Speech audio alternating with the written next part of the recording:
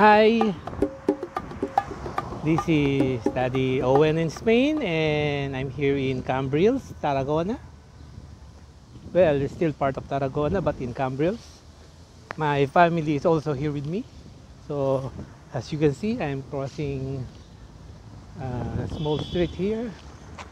So, we just arrived, and oh, there's the Del.